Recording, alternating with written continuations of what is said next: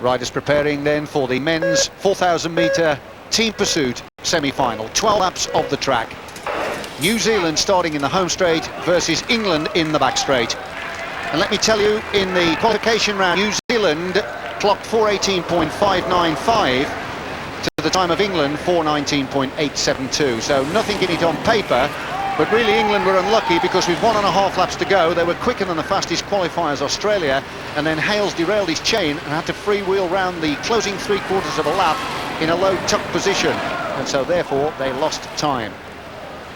This morning the team for England was Hayles, Wiggins, Clay and Sturgess, but John Clay, not feeling very well, has pulled out of the squad and Matt Illingworth has replaced him. The team for New Zealand, Lee Vertonghen, Greg Henderson, Tim Carswell and Brendan Cameron is exactly the same squad. Now both these teams opened up this morning with a 1:08 kilometre. There was nothing to choose between them, and we're just waiting to see what the first split will be here. Both coming back to their original starting stations, and the opening kilometre will be when they get back to those stations this time. So at the moment the lead is in favour of New Zealand. It's very, very close. 1:08.612.622 the difference at this stage. New Zealand have a national record of 4 minutes 11, and the national record for Great Britain is 4:06.360. They established that time at the World Championships just a month ago when they finished 5th. So really, England should have the measure of the New Zealand squad. But had they not had that problem when Hayles derailed his chain, they would have been in for an easier semi-final ride here now, because they would have met Wales, and the defending champions Australia, who go in the second semi-final, will be riding against Wales. Now we're looking for a midway split. New Zealand were there in 2:11.908 in the qualification this morning, and England 2:12.011. So England still trail by 3/4 of a second as they come up to the midway point now. New Zealand still fractionally ahead. It's gone up. It's 0.941, 2:11.149 is the time after 2 kilometres. So they're going quicker than the time this morning. So it's a bit of a nail-biting affair, this one.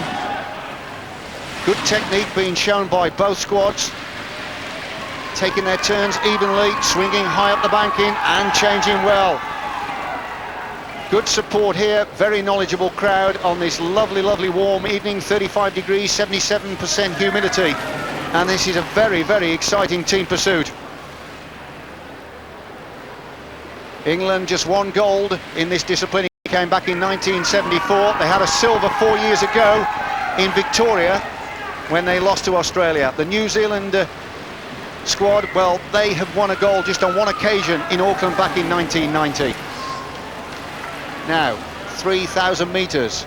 England were there this morning in 3:14.991. New Zealand were there in 3:15.663. Oh, it's getting close. 0.597. 3:13. Right, England are now beginning to dig deep, and we're into the final kilometre, a place at stake here in the final. England still trail by 0.541 of a second. It's going to go right down to the wire, this one. It'll be 2 laps this time. It is very, very close indeed. Now then, England are reversing the situation exactly as they did this morning, so they've saved the best till last. It's very close still, but they'll get the bell this time, and England are beginning to lift the tempo. New Zealand starting to pay a little bit for their very fast start. England looking good here for a chance in the final. It's over a second, and there's a lot of happy people around here starting to cheer for the England squad. They've got half a lap to do. New Zealand have lost a rider, and the team of Colin Sturgess, Rob Hayles, Matt Illingworth and Bradley Wiggins now approaching the line, and they hit the line now. Their time is 4:14.189. That's the quickest time recorded so far of the competition, and they go through to the final.